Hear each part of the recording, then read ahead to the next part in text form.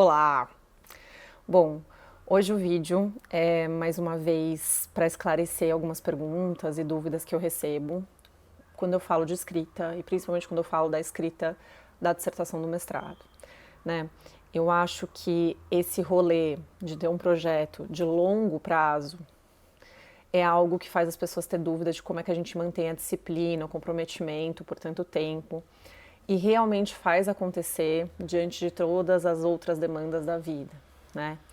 Porque fato é que encaixar um tempo para sentar e escrever, ler, estudar em meio ao trabalho, à criação do meu filho, é algo que eu preciso muito lutar, né? Então assim, não basta querer.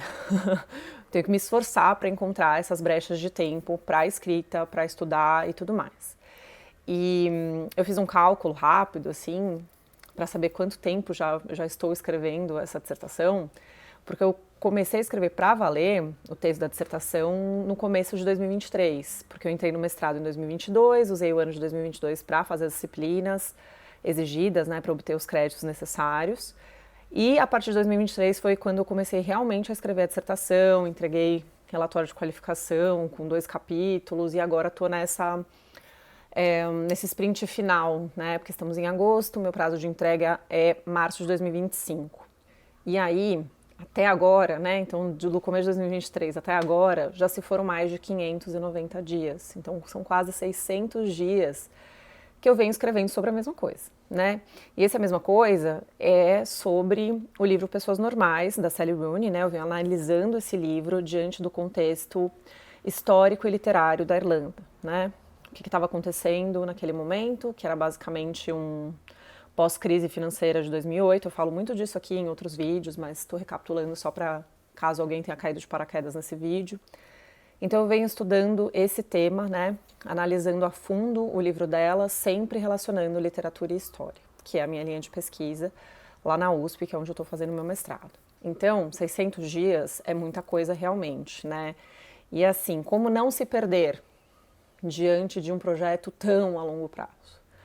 Bom, a primeira coisa que eu costumo compartilhar com as pessoas que vêm me perguntar sobre isso é a necessidade de você estruturar o que você está fazendo. Se a gente olha para esse projeto de escrita que a gente tem em mente e vê que ele é enorme, a gente pode se assustar e não saber por onde começar, ou começar e depois se perder no meio do processo porque a gente não sabe muito bem onde a gente quer chegar. Então, eu acho que quando a gente está falando de um projeto de pesquisa, que a gente tem certas perguntas a responder, a gente criou certas perguntas para analisar essa obra literária, a gente sabe mais ou menos onde a gente quer chegar. Então, eu quero, por exemplo, chegar a responder que retrato é esse que a Sally Rooney faz dessa geração millennium lá na Irlanda, que vem depois desses anos de austeridade, de anos de cortes, de anos difíceis, né, de anos de crise na Irlanda. Então, eu tenho sempre isso em mente. Eu, inclusive, tenho assim um post-it grudado no meu caderninho. Pretendo até grudar e agora, nessa reta final, criar um quadro assim de cortiça ali, onde eu tenho escrito no meu quarto, ali que é onde eu mais escrevo, para ter sempre em mente que esse é meu foco, né? E é claro que assim, que retrato é esse? Envolve muitas outras coisas, abre várias perguntas, né? Então, estruturar é fundamental. Como eu estruturei, né? Eu cheguei em 2023, conversando com a minha orientadora, pensando como é que eu ia fazer. Eu pensei nesse desenho, que é um desenho tradicional para dissertações, de ter uma introdução, 3 capítulos e uma conclusão. E aí fui vendo o que eu queria escrever na introdução. Então a introdução eu vou ter que trazer um contexto, assim, mais, como posso chamar, caudaloso, do que foram esses anos na Irlanda. Dar uma pitada do que é a Irlanda, que é um país que sempre viveu em crise, sempre teve que lidar com distúrbios e conflitos. Então, assim, tentando dar essa medida de algo que eu estudei todos esses anos, né, desse caldo cultural e histórico da Irlanda, para quem for pegar pela primeira vez algo sobre a Irlanda, sobre a literatura da Irlanda. Então, assim, essa introdução tinha que, ao mesmo tempo, ter esse caráter introdutório, né, não ser uma coisa hiper profunda, porque eu vou aprofundar depois, mas tinha que trazer uma medida importante desse momento histórico, né? E qual é esse contexto literário que a Sally Rooney, por exemplo, se insere? Né? Ela não está no limbo, ela faz parte de um grupo, né, de autores que vem escrevendo sobre esse tema e eu queria localizá-la logo, né, na introdução. Então, eu fui escrevendo realmente esses tópicos que eu queria abordar, né? E aí fui sentando e escrevendo, sempre olhando para essa listinha de tópicos que eu queria que estivessem nesse texto, né? E eu vou fazendo a mesma coisa com todos os outros capítulos, né? Eu tô num momento agora, por exemplo, que eu já tenho primeiras versões desses capítulos, eu entrego para minha orientadora, ela me devolve com apontamentos para aprofundar, e aí eu crio uma nova lista, né? Então, esses dias agora, dessa semana que vocês estão vendo esse vídeo, dessa semana de agosto, eu estou gravando esse vídeo no dia 16 de agosto, então essa semana eu tirei para reformular algumas partes, acrescentar coisas no primeiro capítulo.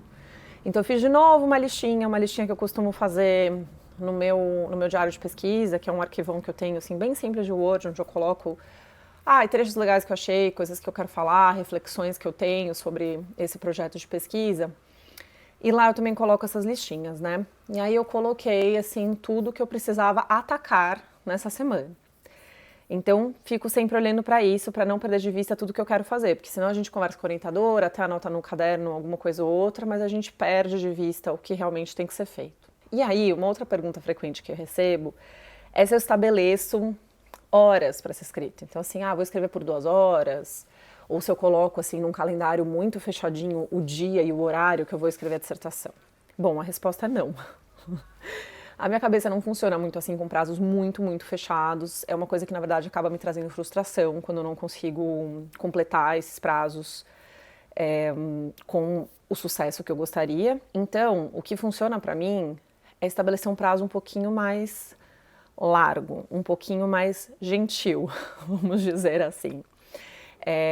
E esse prazo gentil tem a cara, por exemplo, dessa semana. Então, eu queria e vou concluir, né, que hoje é sexta-feira ainda, eu tenho umas horinhas para concluir, eu queria concluir essas edições nesse capítulo, né? Então eu já pensei nisso no domingo passado, essa semana vai ser uma semana, já tá cara este capítulo. E aí eu faço um acordo comigo mesma de que eu vou abrir o arquivo desse capítulo o maior número de vezes possível dentro dessa semana. Então eu deixo ele já num atalho, ali na área de trabalho do meu computador. E parece que quando eu estabeleço esse acordo, realmente aquilo fica no fundo da minha cabeça, eu fico sempre lembrando o que eu queria fazer nesse capítulo, vou tendo ideias ao longo do dia, quando eu ainda não estou podendo escrever, então estou cozinhando a comida do meu filho, veio uma ideia, eu anoto no celular, eu gravo um áudio para mim, porque eu sei que no primeiro momento que eu tiver no computador, eu vou abrir esse capítulo e vou escrever essa parte.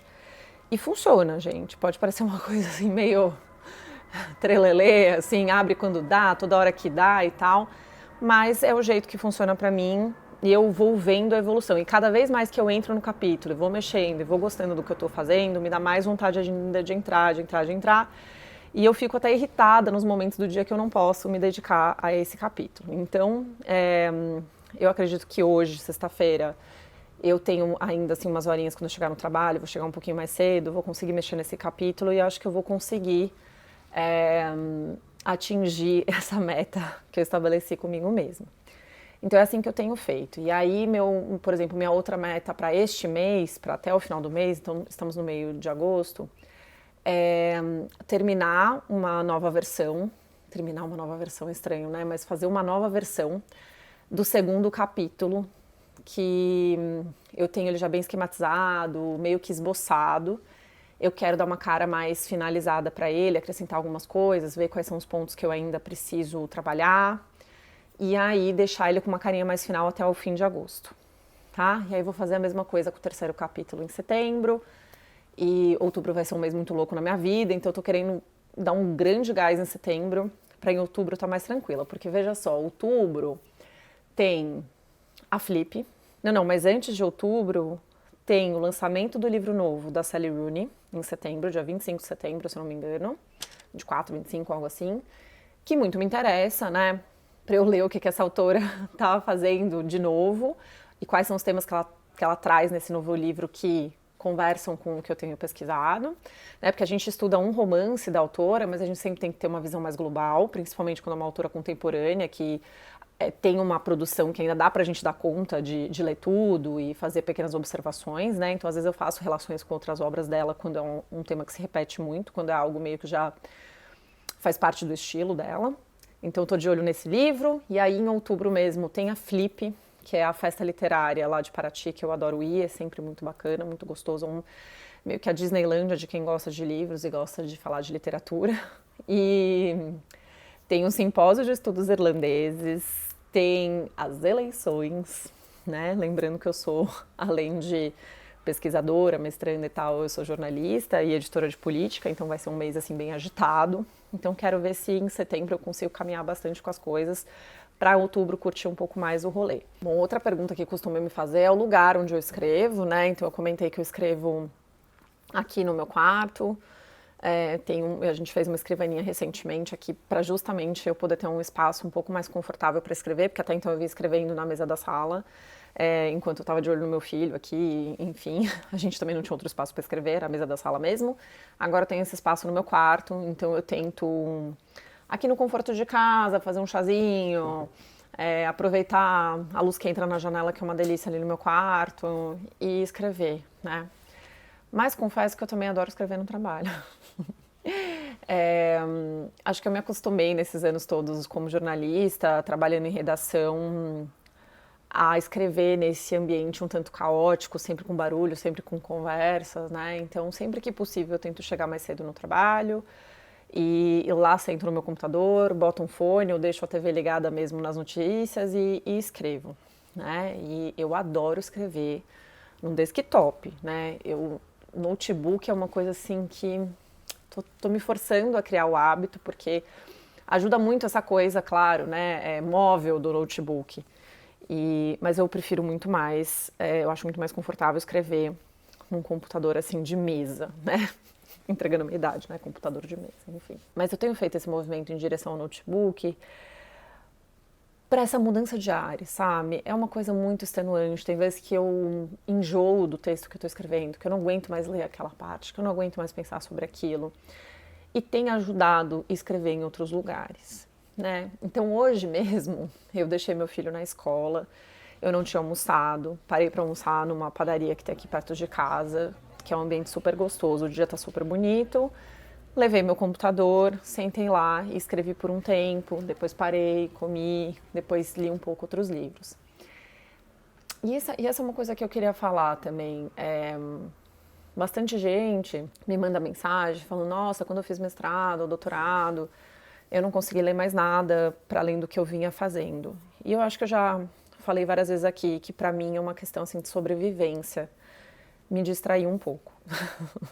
E eu percebo também que é melhor para o meu texto deixar ele descansar um pouco. Então, nessa hora do almoço, eu dei um estirão assim, escrevendo e relendo umas grandes partes.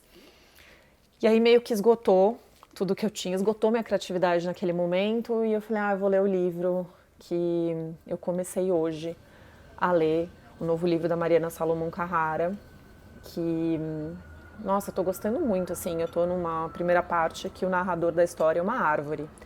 Vai tratar de uma família que cultiva tabaco no Rio Grande do Sul. E ontem eu tinha ido a Todavia pro happy hour com a autora, né?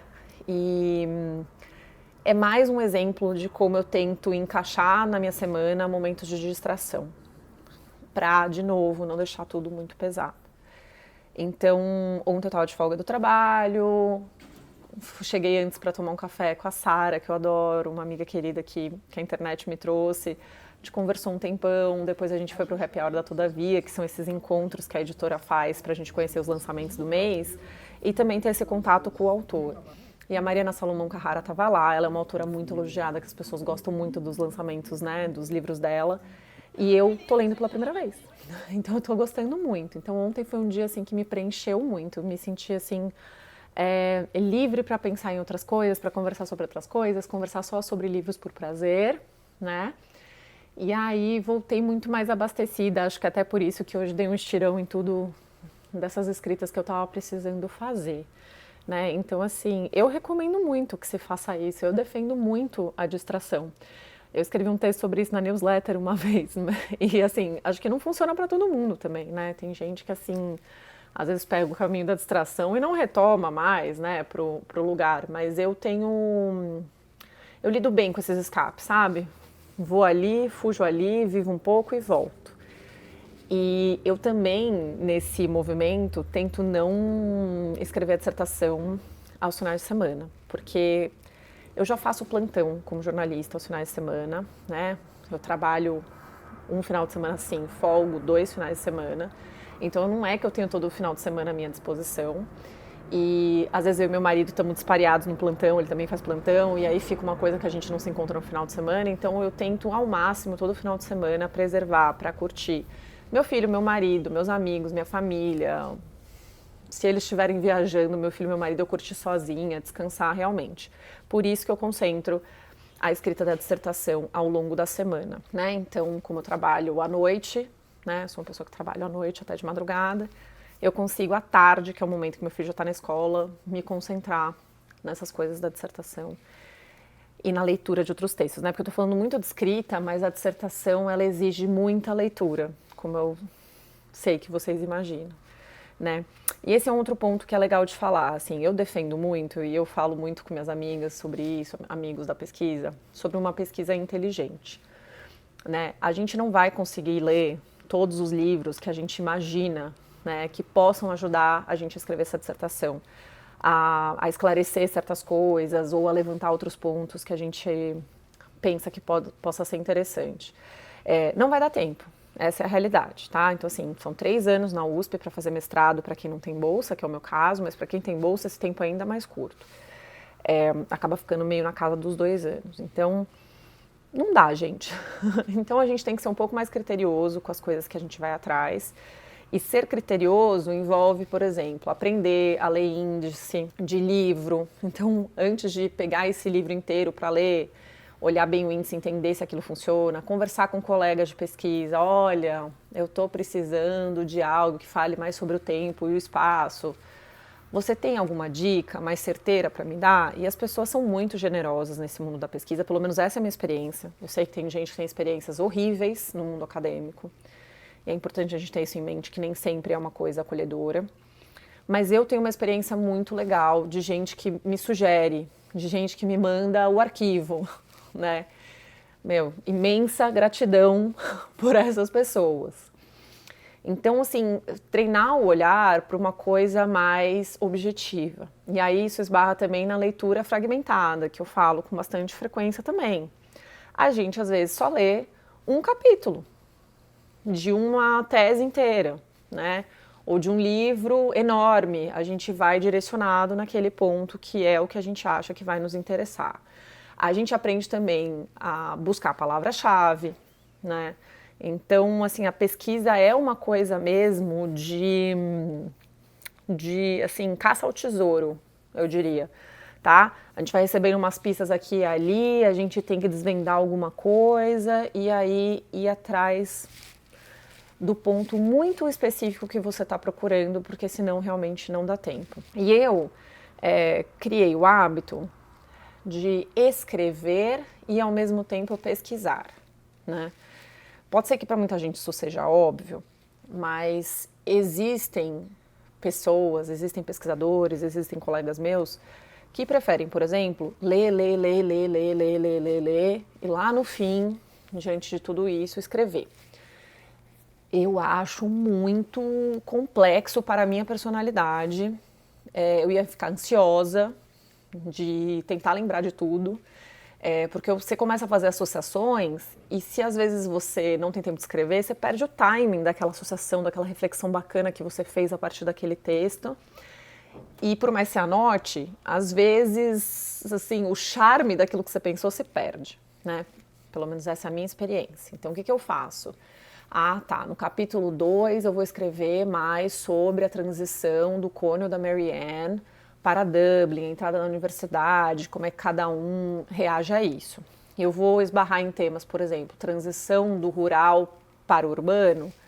Tem o livro do Raymond Williams, que é O Campo e a Cidade, estou olhando para ele aqui, né? O Campo e a Cidade, que fala sobre isso. Então, assim, eu começo a esboçar esse pensamento, começo a escrever sobre essa mudança, pego trechos do romance de pessoas normais, vou colocando lá.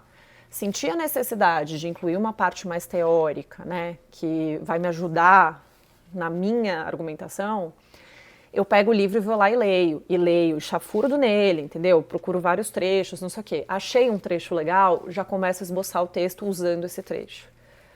Pô, não casou legal. Volto pro texto do Raymond Williams. Procuro de novo fazer uma conexão melhor. E vou sempre voltando pro texto. Vou pra teoria, volto pro texto. Vou pra teoria, volto pro texto. E aí eu não sinto que eu fico grandes momentos parada, paralisada, só preenchendo a minha cabeça de informação sem ter a ação do texto. Porque não adianta, né? O que vai valer mesmo é o texto que eu vou entregar. Não o tanto de coisa que eu absorvi ou, enfim.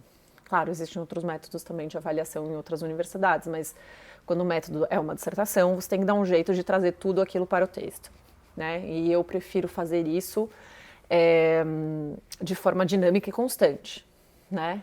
Não achar que eu vou engolir um monte de dados, um monte de conceitos e depois em 2 meses, 3 meses, vomitar isso tudo num texto já muito bem acabado. Não, porque eu acredito muito na construção de texto em camadas, né? A gente escreve um esboço, a gente passa limpo esse esboço, já tá legal, mas aí eu lembro de uma outra parte que dá pra aprofundar aqui, a gente pede para alguém ler, essa pessoa aponta certas questões no texto que fazem você melhorá-lo, ou fazem você ter percepções assim, nossa, eu acho que talvez eu tenha que mudar tudo, sei lá, entendeu? Tudo pode acontecer. Mas eu acho que é assim, aos poucos, sobrepondo essas camadas, que a gente vai chegando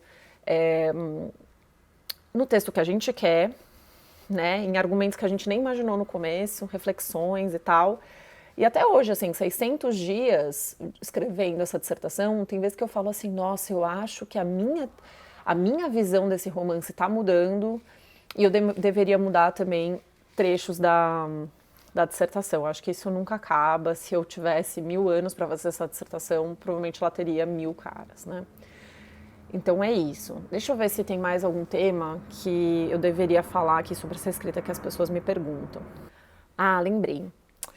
Tem gente que me pergunta sobre que cara tem esse meu texto acadêmico diante do fato que eu sou jornalista, que eu também escrevo uma newsletter, né, que eu faço experimentações literárias ali naquela newsletter, e que cara tem essa minha escrita. Eu acho que eu tô, assim, no meio, no entre, né? Eu respeito muito as necessidades da escrita acadêmica, que precisa ter certas burocracias, vamos dizer assim. Então, é um texto que precisa ter fonte, é um texto que precisa ter citação, é um texto que é uma pesquisa, né? Então, assim, não é só da minha cabeça, não são só achismos, né? Tem uma substância ali. E às vezes a gente precisa trazer esses trechos, esses artifícios que são mais sisudos, mais endurecidos, para reforçar a tese e a reflexão que a gente está tentando construir ali no texto, né? Que a gente está tentando mostrar para o leitor. Então esse é o ponto 1. E o ponto 2 é que eu acho que é possível fazer isso sem que se torne um texto intragável, né? Então tem textos acadêmicos excelentes, gente. Tem muita coisa por aí, tá? É que é claro que a academia aqui no Brasil foi ficando uma coisa às vezes muito voltada para si mesma, mas eu fui criando o hábito de ler dissertação, eu entro no banco de teses da USP e tem muita coisa legal, né? E eu acho que vem mudando também a visão sobre o que é uma escrita acadêmica, né? Eu acho que a escrita acadêmica, acima de tudo, ela tem que ser objetiva e ela tem que ser clara, porque o que a gente mais quer é divulgar isso que a gente vem fazendo por tanto tempo, por tantos anos, né? Então, eu prezo muito por uma escrita clara e envolvente. Então, eu estou tentando, assim, eu acho que eu estou ali num misto de ensaio com trabalho acadêmico, né? E no trabalho de qualificação as pessoas gostaram da forma que eu venho escrevendo, acharam que tá legal, então isso me trouxe, assim, um alívio, uma chancela para eu continuar seguindo esse caminho. Recentemente saiu um artigo meu, saiu publicado em inglês na revista da Associação Brasileira de Estudos Irlandeses, que eu fiquei muito feliz, é meu primeiro artigo publicado. E amigos meus leram e falaram, nossa, né, principalmente meu amigo Adorno, quero deixar aqui formalmente o nome dele aqui, porque ele sempre me dá muita força, falando que, nossa, foi muito gostoso de ler, né, achei ótimo, e eu ouvi sua voz nesse texto, né? Parecia que era você conversando comigo. E esse é o grande elogio que eu recebi, que eu gosto de receber, que é essa coisa que é um texto que soa meu. Porque a gente às vezes tem medo não vou falar a gente, vou falar eu. Eu tive um medo de quando eu entrei no mestrado, de ter que me moldar muito a uma coisa diferente da que eu estou habituada e de repente perder parte da minha essência, né? E ainda que a pesquisa seja algo que a gente quer compartilhar com o mundo e deixe um pouco de ser nosso, porque ele vai ser lido por outras pessoas, vai fazer sentido para outras pessoas, vai ser usado se tudo der certo, ele acima de tudo é nosso, é a nossa visão sobre aquele romance, né? E, de novo, a gente se dedica por tanto tempo, né, que a gente quer fazer uma coisa muito bem feita, que no fim a gente tem orgulho dela. Eu sinto que eu estou nesse caminho. Eu fico feliz com as coisas, como elas têm ido até agora, com as reflexões e como esses anos de mestrado me fizeram amadurecer como pesquisadora e como crítica literária, né, das obras, porque a gente lê de um jeito quando a gente é mais nova. Eu fui aprendendo mais sobre literatura informalmente e isso também foi modificando a forma como eu leio. E agora, sabendo de muita coisa e tendo muitos debates e conversando com professores e participando de eventos, tudo muda de novo. E acho que tudo vai sempre mudar um pouco conforme eu for envelhecendo e tendo acesso a mais coisas e tal. E não estou falando que muda para uma coisa assim hiper cabeçuda ou hiper desapaixonada, muito analista não, muito analítica, né? Muito crítica, tipo, que eu vou ficar cri-cri, que eu vou perder a paixão pela literatura. Pelo contrário, eu continuo assim muito, muito apaixonada. Mais apaixonada do que antes, porque eu sinto que eu vejo camadas ali de construção de texto, de intenção, de registro de certa época, de certo comportamento, que acho que às vezes eu não notava, né? Então, assim, tem sido muito, muito prazeroso. Para quem tem medo de repente, profissionalizar um hobby, né? Eu já tive esse medo, já aconteceu, já deu errado comigo algumas coisas quando eu tive que trabalhar com coisas que eu amava muito. Posso dizer que não aconteceu comigo, né? Pelo contrário, assim, tô cada vez mais feliz e querendo saber mais. E é tão bom literatura porque, assim, parece que nunca esgota o tanto de coisas que a gente não sabe, né? Então, eu não tenho a sensação de jeito nenhum de que eu já sei e já li essa parte, já sei sobre, sei lá, literatura irlandesa. Pelo contrário, quanto mais eu escrevo, quanto mais eu estudo, eu percebo o quanto eu não sei e fico com vontade, assim, realmente, assim, sabe, gente, com tesão de aprender, de querer saber, de querer conversar, e fico ansiosa com o momento também que eu vou terminar o mestrado e poder liberar minha cabeça para outras coisas, tá? Porque, assim, ao mesmo tempo que é muito prazeroso, o tempo inteiro eu fico sonhando com esse momento da entrega final e, tipo, o mundo se abrirá para mim para apenas a minha curiosidade, né? E não para ficar focado o tempo inteiro por tanto tempo num assunto só, né? Que nunca é um assunto só, acho que já deixei claro, né? Assim, estou estudando uma autora, um romance, mas parece que eu estou estudando um mundo, porque se abrem muitas pontas. Enfim, eu acho que é isso. Eu acho que eu dei conta de falar para vocês, porque acabei falando também do evento da Todavia que eu queria falar, dessas saídas, desses respiros que eu tento fazer sempre que dá, do lugar onde eu escrevo, se eu tenho uma meta muito fixa ou não, não tenho, da pesquisa inteligente e da estruturação, né? Que eu acho que o fundamental é a estruturação. Não perder de vista, roteirizar, anotar tudo, todas as ideias que vierem, para você ter ali uma coisinha grudadinha na tua cara, para não esquecer do objetivo final. Meu medo sempre foi me perder diante de um projeto muito longo e isso não tem acontecido. Eu tenho muito claro na minha cabeça o que eu tenho que fazer em cada capítulo e farei. A gente ainda terá um vídeo, imagina, até março de 2025 a gente terá um vídeo da conclusão desse processo inteiro. Então é isso. Agradeço de novo aos apoiadores da newsletter. Lembrando sempre que esse vídeo chega primeiro para os apoiadores da newsletter, chega cerca de um mês antes, né? Numa edição da newsletter específica para eles, que normalmente também traz umas notas de rodapé, com algumas referências que eu falei aqui no vídeo e tal, ou outra coisa que me lembre o tema. E é isso, gente. Obrigada mesmo. Lembrando sempre que eu quero dicas de vídeos, de assuntos que vocês tenham vontade de me ouvir falar. Eu tenho acompanhado os comentários aqui no YouTube e anotado várias coisas que as pessoas querem. Tô de olho em falar também de como é que eu comecei a ler inglês, porque eu vejo que tem bastante gente perguntando sobre isso, né? Acho que fica por uma próxima conversa. Fico até pensando como é que eu vou fazer esse vídeo, porque eu sou bem autodidata e eu comecei a ler inglês na cara e na coragem, porque eu queria ler Harry Potter. É meio que esse o resumo. Bom, obrigada. Um beijo e até o próximo vídeo.